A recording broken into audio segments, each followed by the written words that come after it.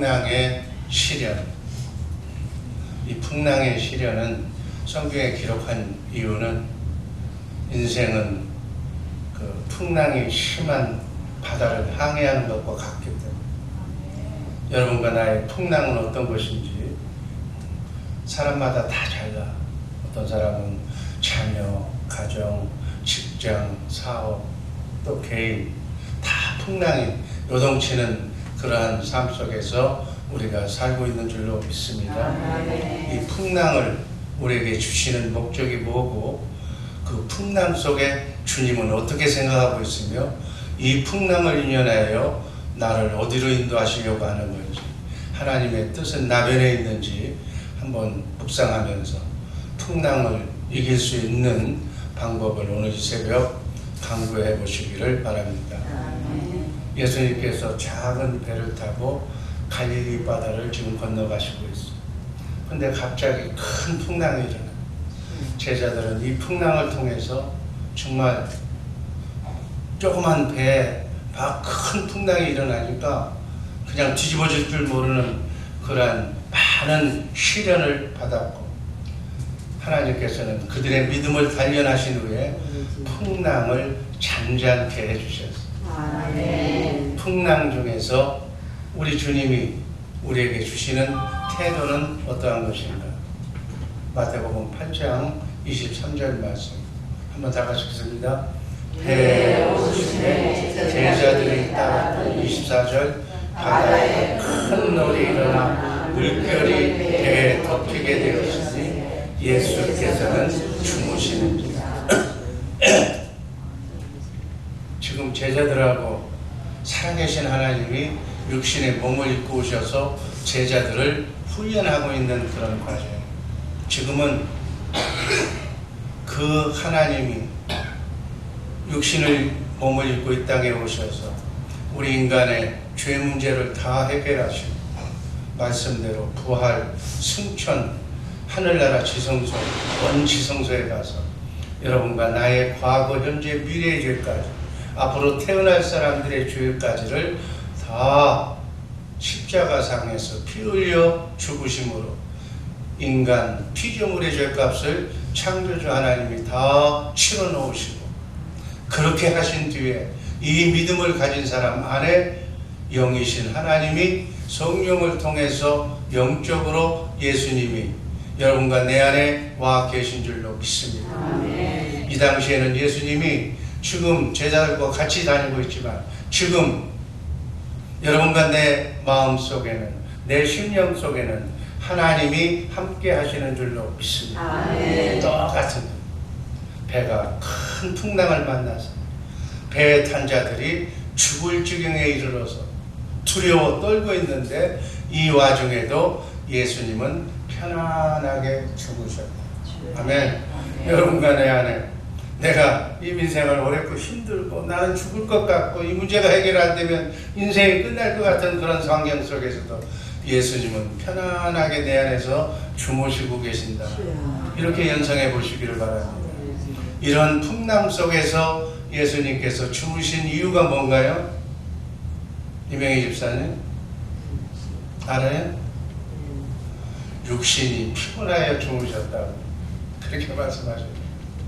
예수님도 인간의 몸을 입고 이 땅에 오신 하나님도 우리와 똑같은 인성 100% 인간으로 이 땅에 오셨기 때문에 종일 백성들을 가르치고 천국 복음을 전하고 자꾸 엉뚱한 소리 하는 사람한테 복음을 전하고 시달려가지고 피곤해서 주무셨다.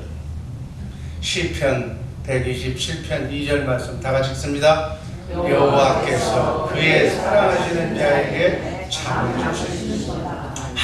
피곤하고 힘들어도 하나님이 사랑하시는 자에게는 꿀잠을 주시는 줄로 믿습니다. 잠을 잘 자야 돼요.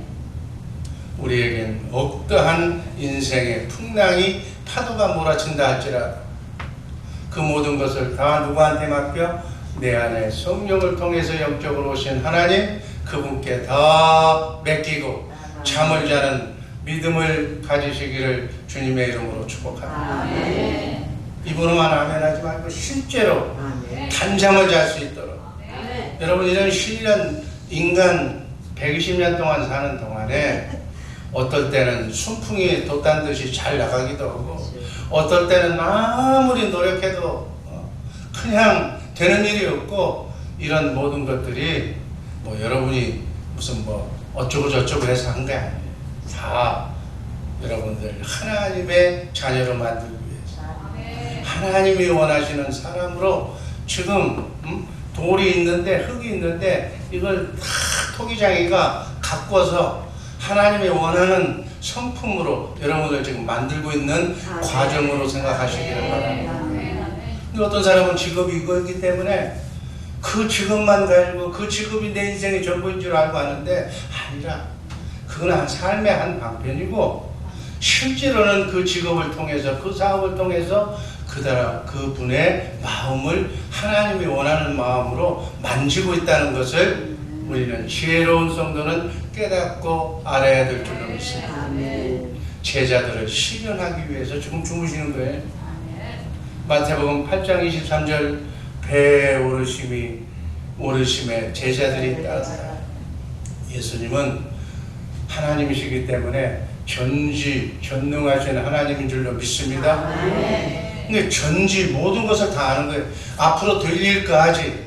여러분들이 내가 이 세상에 오기 전에 영으로 있을 때부터, 그리고 어떤 나라에 누구누구 부모 밑에서 태어나서 앞으로 예수 믿고 어떻게 가다가 왔다 갔다 하다가, 그래서 나중에 바로 서가지고 예수님을 위해서 순교할 것까지, 예수님을 위해서 충성을 다할까지 다 한눈으로 보는 거예요. 부모가 자식이 지금 커서 싸가지 없이 노는 거, 그거 보고 참고 있냐는 게 뭐예요? 언젠가는 돌아와서 내 마음을 알아서 정말 나에게 효도하고 하나님의 영광을 위하여 큰 인물이 될 줄을 알고 기대하고 지금 참고 있는 거예요. 그 마음과 똑같다는 거예요. 배를 타고 가면 풍랑을 만날 것을 다 알고 계신 하나님. 그럼에도 앞장서서 풍랑 속으로 제자들을 인도하시는 거예요. 나그네 인생길, 수리의 길, 광야 같은 힘들고 어려운 이 광야 생활을 모든 하나님의 자녀들이 다 거치게 하는 거예요. 인간으로 온 이상 사단 마귀의 유혹을 다 받게 하시는 거예요. 그래서 제가 늘상 옛날에 한 적이 있잖아요. 태어날 때 많은 병을, 눈물병을 하나를 다 안겨주는 거예요. 거기에 눈물, 콧물 다 쏟더라고요. 그래서 내 못난 자아를, 아직도 남아있는 내 못난 성질을 다 그리스도 함께 십자가에 못 박아 죽어버리고, 정말 은혜의 눈물, 기쁨의 눈물로 가득 채워서 주님 앞에 바로 서는 인간이 되게 하기 위해서 나그네 인생길을 120년 동안 준 거예요. 여러분, 고난의 여정이 천년 만년 되면 어떻게 되겠어요? 그래서 짤막하게 그것도 감당할 수 있을 만큼만, 여러분이 딱 보고 여러분의 믿음을 보고 이길 수 있을 만큼만 시험 주는 거예요. 그래서 시험이 오고 어려운 일이 오면 어떻게 하라고? 감사해. 나를 아시고 내가 감당할 수 있을 만큼 지금 시험을 주고 계시는 거예요. 시험이 왔을 때 어떻게 해? 납작 엎드려야 돼. 거기에 아직도 내 경험이, 내 과거가, 내가 왕년에 어떻게 했는데 이거 갖다 붙이면 시간이 늘어나. 딱 이게 지혜로운 사람은 시험이 왔다. 회개하라는 거. 내가 지금 잘못 가고 있구나. 바로 가라는 거구나. 성경으로 돌아가라는 얘기구나. 찬송하라는 얘기구나. 죄전에 오라는 얘기구나. 효도하라는 얘기구나. 빨리 깨닫고 자수해서 들어오면 그 시간이 짧아지는 거예요. 난 죽어도 안 하겠다고. 그렇게 멀어지는 게 점점. 풍랑 속에 제자들을 끌고 가시는 예수님. 제자들은 고기 잡는 어부들이기 때문에 배에 대해서는 전문가, 자기들이 자신 있는 줄 알았어. 배에 관한 내가 1인자라고 알았어. 사업에 관해서는 내가 1인자라고 알았어. 풍랑을 통해서 자신의 무능과 무력함을 깨닫게 하시는 거예요. 내가 믿음이 있는 줄 아는 그런 사람인 줄 알았는데 이 예기치 못한 풍랑, 이 시련을 통해서 형편없는, 믿음 없는 자신을 깨닫고 나의 고집과 아집이, 교만이 깨어져 나가버리는 것입니다. 아멘.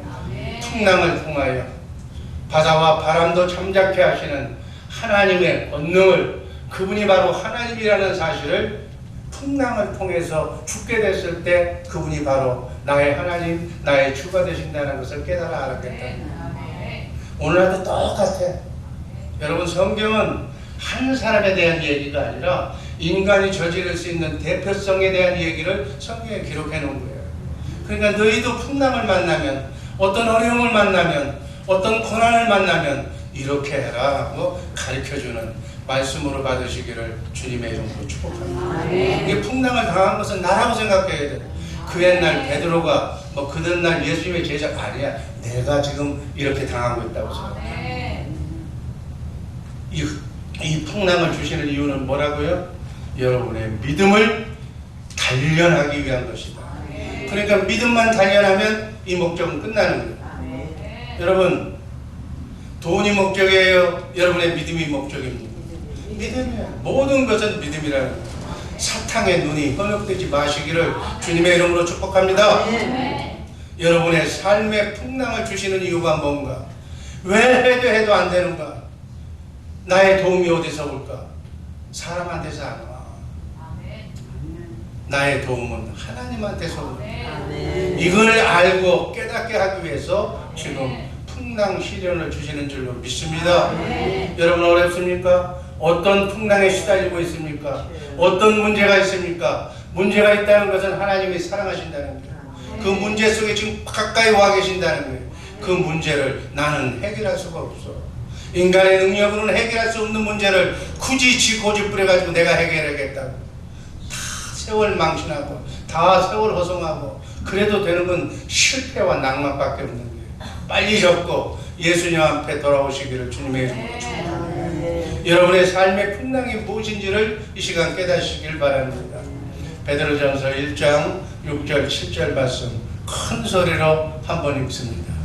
그러므로 너희가 이제 여러 가지 시험으로 말미암아 잠깐 근심하게 되지 않으시고 오히려 크게 기뻐하는도다. 너희의 믿음의 확실함은 불로 연단하여도 없어질 금보다 더 귀하여 예수 그리스도께서 나타나실 때 칭찬과 영광과 존귀를 얻게 할 것입니다. 이 시련을 이기고 참고 견뎌서 주님이 원하시는 믿음을 갖게 되면 오히려 이것이 칭찬과 영광과 존귀가 되게 하실 줄로 믿습니다.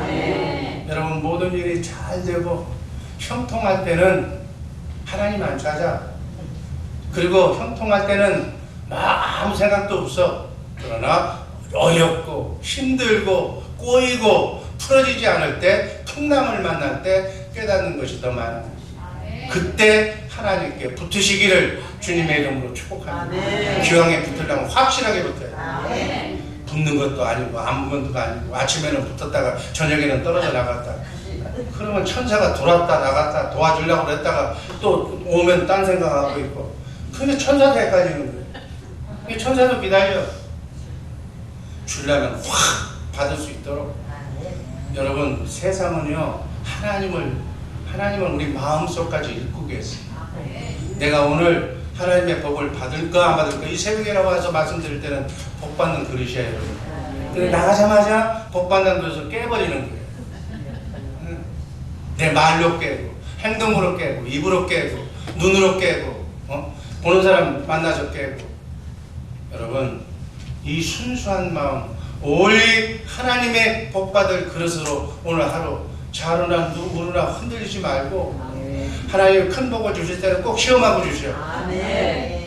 짜장면 담는 중국집 주방장도 지 음식 아무데나 안 준다니까. 하물며 하나님이 여러분에게 복을 주시는데 망새끼한테 복을 줘? 안 줘. 그 복 주면 더 큰 일이 나고 더 하나님의 나라가 지체가 되는데 왜 복을 줘? 어찌하든지 우리가 먹고 사는 문제, 인생의 문제는 하나님 앞에는 아무것도 아니에요. 하나님 앞에는 암이나 감기나 뭐 허리 아픈 거나 다 똑같아. 하나님이 고치시겠다고 마음만 먹으면 그냥 고쳐지는 거예요. 뭐 1억을 빚을 졌어도 10억을 빚을 졌어도 하나님이 갚아주시면 그냥 갚는 거예요. 1000불도 100불도 하나님이 안 하시면 꿀래야 꿀 수가 없어. 하나님을 바라지 말라는, 인간을 믿지 말라는 얘기. 그렇게 매정하게 내가 얘기했다고 해서 매정한 삶을 살다는 것이 아니라 바로 원리를 얘기해 주는 거예요. 원리대로 사시기를 주님의 이름으로 축복합니다. 세상 일은 절대로 우연이 없어. 누가복음 13장 4절 5절 읽습니다.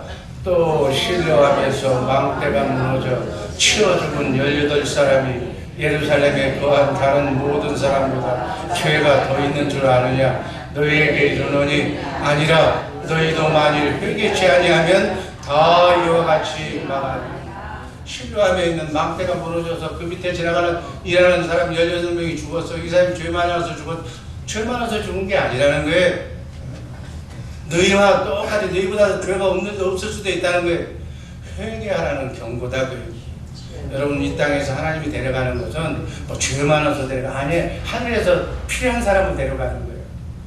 우리가 보기에는 교통사고 뭐 이렇게 해서 죽는 것 같지만 그것을 통해서 우리에게 주는 교훈이 있는 거예요. 여러 가지 재앙들이 자꾸 일어나는 것은 예수님의 재림이 임박하고 세상 종말이 갖고 왔다는 것을 깨달아 알아서 바로 주님 앞으로 빨리 들어가라. 언제 죽을지 모른다. 네가 평생 천년만년 살 것 같이 아침에 일어났지만은 그 새벽에 교통사고로 나와서 죽을 줄은 아무도 모른다는 거예요. 깨우쳐 알게 하기 위해서. 제가 보기에는 하나님은 그 사람의 장래를 미리 보시기 때문에 더 험악한 인생 더 나가면 더 마귀의 길에 쏟을까봐 가장 믿음 좋을 때 내려간다는 말도 있어요. 가장 좋을 때. 하나님은 전지하신 분이에요. 한눈으로 여러분 갓난이 뱃속에 있을 때부터 여러분들이 평생을 살아가면서 어떻게 살아가는지를 한눈에 보시는 거예요. 그래서 하나님이 정말 하나님이 이 인간의 생명은 하나님의 주권 안에 있는 거예요. 내가 뭐 보양 얻는다고 더 살고 아예 그런 소리 하지 마라. 조금은 편안하게 살 건강은 유지할지는 모르겠지만 생명은 하나님께 가 있는 거예요. 둘째로 풍랑 중에 보시는 예수님의 태도는 어떤가? 제자들을 책망하셔요. 마태복음 8장 25절 26절 말씀 있습니다. 그 제자들이 깨우며 가로되 주여 구원하소서 우리가 죽겠나이다. 예수께서 이르시되 어찌하여 무서워하느냐. 믿음이 적은 자들아 하시고 곧 일어나사 바람과 바다를 꾸짖으시니 아주 잔잔하게 되고. 무서워하는 것을 책망하는 거예요. 내 안에 성령을 통해서 영적으로 오신 전능하신 하나님, 존재하신 하나님이 계신데 왜 무서워하느냐는, 왜 두려워하느냐는 얘기. 제자들에게 예수님께서 어찌 무서워하느냐고 책망한 거예요. 믿음은 두려움을 몰아내고, 두려움은 믿음을 거꾸로 또 몰아내는 거예요. 두려워하는 것은 마귀가 주는 것이니까 절대로 인생을 살면서 두려워하지 마시기를 주님의 이름으로 축복합니다. 여러분 죽게는 하나님 내두시질 않아. 믿음만 가지고 있으면 하나님이 해결해 주시다는 믿음만 가지고 있으면 그것도 또 환상으로 착각으로 아무것도 안 하면서 그러면 안 되지만 열심히 하는 가운데 그러한 어려움이 오는 것은 믿음으로 해결할 수 있는 줄로 믿습니다. 이사야서 41장 10절 이런 일이 있을까봐 이사야 선지자를 통해서 예수님 오시기 전에 미리 말씀하셔서 한번 읽습니다. 두려워하지 말라. 내가 너와 함께 하느니라. 놀라지 말라. 나는 내 하나님이 됨이라. 내가 너를 굳세게 하리라. 참으로 너를 도와주리라. 참으로 나의 의로운 오른손으로 너를 붙들리리라. 아멘. 우리 하나님은 이 말씀을 하셨다면 이 말씀대로 이루시는 분이에요. 이 말씀을 믿고 어떤 풍랑을 만나도 강하고 담대하게 이기시기를 주님의 이름으로 축복합니다. 하나님은 우리가 어려움을 당할 때, 고난을 당할 때 내 마음 깊이 가까이 와 계셔 도와주시려고. 가까이 계실 때 부르라고 했어요. 이사야서 55장 6절 말씀 있습니다. 너희는 여호와를 만날 만한 때에 찾으라. 가까이 계실 때 그를 부르라. 가까이 어렵고 힘들 때 부르라는 거예요. 소리 높여 부르라는 거예요. 속으로 하지 말고. 아직도 속으로 부르는 것은 주변을 의식한다는 것은 안 돼. 막 불러. 10여 년 전에 정말 바닥을 타산지경에 있는 어느 분이 우리 교회에 와가지고 막 시끄럽다고 할 정도로 부르짖었어. 그랬더니요 불가능한 것이 일어났어요. 불가능한 것이 생겨난 것이 바로 저 김혜숙 권사님 동생이 그런 일이 있었어요. 나중에 세부한 얘기는 듣고 부르짖고 간구하면 하나님께서 이루어지는 줄로 믿습니다. 하나님을 두려워하는 사람은 세상 일도 두려워하지 않아요. 믿는 사람이 죽는 것은 영원히 천당 가는 것이니까 좋은 일이고, 땅에 묻혀도 예수님이 재림하실 때 부활하는 소망이 있기 때문에 어떤 일을 죽음까지도 두려워하지 않는 것이 크리스찬의 믿음인 줄로 믿으시기를 바랍니다. 예수님께서는 마태복음 8장 26절에서 믿음이 적은 자들아 하고 책망하셨어요. 똑같은 내용이 마가복음 4장 40절에 있습니다. 한번 읽습니다. 이에 제자들에게 이르시되 어찌하여 이렇게 무서워하느냐, 너희가 어찌 믿음이 없느냐 하시는 책망. 믿음이 없으면 책망받는 거예요. 믿음이 있어야 하나님을 기쁘시게 하는 줄로 믿습니다. 하나님을 기쁘시게 하는 믿음, 히브리서 1장 6절에 믿음 없이는 하나님을 기쁘시게 할 수가 없어요. 하나님을 인정하라는 게, 하나님께 구하라는 거예요. 어렵고 힘들면 누굴 찾아? 가까운 사람, 돈 있는 사람 찾지 말고 하나님을 찾으라는 거예요. 그게 믿음이에요. 아멘. 제대로 믿음을 가지시기를 주님의 이름으로 축복하는 거예요. 그래서 하나님이 그 사람의 마음을 움직여서 덥도록 만드는 거예요. 이게 순서라는 거예요. 근데 인간은 어떻게? 어려운 그냥 돈 줄 만한 사람한테 먼저 얘기하는 거예요. 잘못된 거예요. 그 순서를 바꾸시기를 주님의 이름으로 축복하는 거예요. 예수님은 만유의 주제이시고 전능하신 하나님. 시편 121편 4절 말씀 있습니다. 이스라엘을 지키시는 이는 졸지도 아니하시고 주무시지도 아니하시고. 여러분과 내 안에 계신 영적으로 오신 하나님은 졸지도 주무시지도 않은 문제, 여러분의 문제를 다 알고 계셔. 지금 부모가 잠든 아기를 돌봐줘도 아이는 몰라. 똥 가르치고 기저 가르쳐도 애는 몰라. 우리도 알지 못하는 사이에 우리 하나님이 우리를 배려하시고 사랑하시고 지키신다는 것을 믿어야 될 줄로 믿습니다. 우리가 닥치는 풍파를 무서워하면 물에 빠지는 거예요. 베드로가 걸어오라고 믿음으로 걸었을 때 바다를 건넜어. 그러나 밑을 쳐다보니까 물에 빠지는 거예요.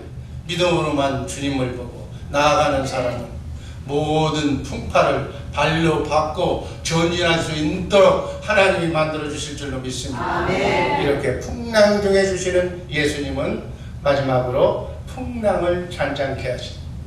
일어나서 바람과 바다를 꾸짖으시니 아주 잔잔하게 되거든요. 27절 다 같이 읽습니다. 그 사람들이 놀랍게 이르되 이 예수님이 어떤 사람이기에 바람과 바다도 순종하는가 하더라. 아멘. 제자들이 바로 예수님이 하나님인 줄 몰라는 거예요. 여러분이 성령을 통해서 영적으로 여러분의 안에 오신 그분이 하나님이신 줄로 믿으시기를 바랍니다. 그분이 지금 내 안에서 잠자고 계신 것은 내가 기도하고 구원을 요청해달라고 간절히 기도하기를 지금 원하시는 거예요. 예수님은 주무시면서도 제자들의 형판을 다 읽고 계셔. 제자들의 구원 요청을 기다리고 계셨다 그래요.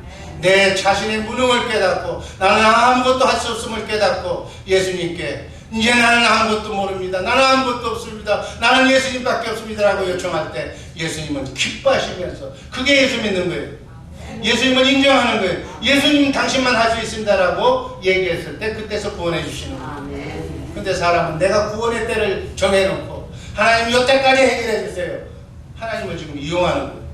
내가 정해놓고 조급하고 급하면 하나님을 부르는 그런 것이 아니라 불쌍히 여겨 주옵소서.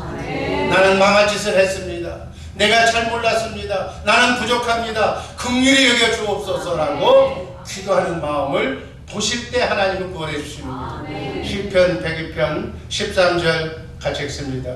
주께서 일어나사 시온을 긍휼히 여기시니 지금은 그에게 은혜를 베푸실 때라 정한 기한이 다가오니. 28절 이에 그들이 그들의 고통 때문에 여호와께 부르짖음에 그가 그들의 고통에서 그들을 인도하여 내시고. 29절 광풍을 고요하게 하사 물결도 잔잔하게 하시는도다. 예수님이 오셔서 제자들에게 한 거는 이미 하나님께서 시편에서 시편 기자를 통해서 말씀하신 거예요. 그대로 하는 거예요. 그 말씀하신 것을 여러분과 내게 오신 성령을 통해서 영적으로 오신 분이 지금도 여러분과 나에게 유효하게 적용해 주실 줄로 믿습니다.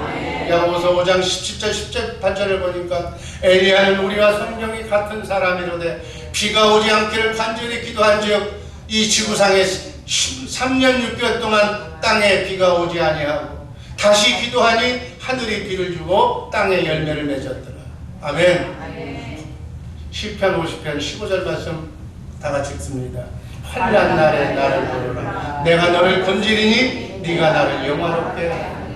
이렇게 우리가 어려울 때 내가 부르짖으면 하나님이 도와주셔서 하나님이 영광 받으시는 거예요. 이 지금 어렵고 힘듭니까? 하나님이 영광 받으실 때 하나님께 부르시기를 주님의 이름으로 축복합니다. 내가 하려고 내 잔머리 굴리지 마시기를 주님의 이름으로 축복합니다. 하나님은 살아서 오늘도 역사하심으로 어떤 일을 당해도 낙심하지 말고 기도해야 됩니다. 바람과 바다를 우주 만물을 통치하시는 하나님. 시편 80편 9절 말씀. 주께서 바다의 파도를 다스리시며 그 파도가 일어날 때 잔잔케 하시나이다. 하나님이 허락하셔야 시련도 오고 풍랑도 오는 거예요.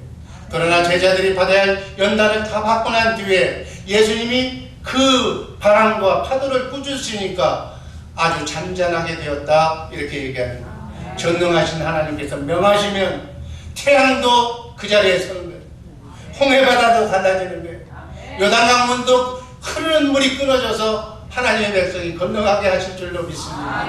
엄청난 우리 앞에 산적한 문제와 재해가 있다 할지라도 그 재해 앞에 인간은 무력한 거예요. 그러나 하나님은 하실 수 있는 줄로 믿습니다. 삶의 크고 작은 풍랑을 만났을 때 내 생각이나 잔머리 굴리지 말고 인간의 수단이나 방법으로 해결하려고 노력하지 말고 먼저 죄를 회개하시기를 주님의 이름으로 축복합니다. 회개는 하나님을 믿지 않는 게 회개예요. 딴 엄청난 죄를 짓는 것이 아니라 내가 내 삶의 방법이 하나님을 더 중시 안 했습니다. 이걸 회개하라는 거예요. 하나님 제일주의로 못 산 것을 회개하라는 거예요. 전지전능하신 능력으로 풍랑을 잔잔케 하시는 하나님. 결론입니다. 오늘도 이 세상은 여러 가지 각 사람에게 각가지 다른 방법으로 풍랑이 지속적으로 주님이 부르시는 날까지 있을 겁니다. 이 풍랑은 하나님이 우리를 시련해서 오직 예수 안으로만 들어가기 위한 하나님의 사랑의 표시예요. 풍랑 속에서 예수님이 태하신 태도가 뭐였어요? 주무시고 제자들을 책망하시고 풍랑을 잔잔케 하신 그 능력의 하나님. 어떠한 풍랑을 만나더라도 어떤 시련과 환난을 만나더라도 내가 하려고 하지 말고 예수님을 깨워서 예수님의 도움을 받고 예수님의 능력으로 잔잔케 하여서 나의 문제, 가정의 문제, 자녀의 문제, 사업의 문제, 인생의 문제, 교회의 문제를 해결하시기를 주님의 이름으로 축복합니다. 기도하겠습니다. 아버지 하나님 감사합니다. 주신 말씀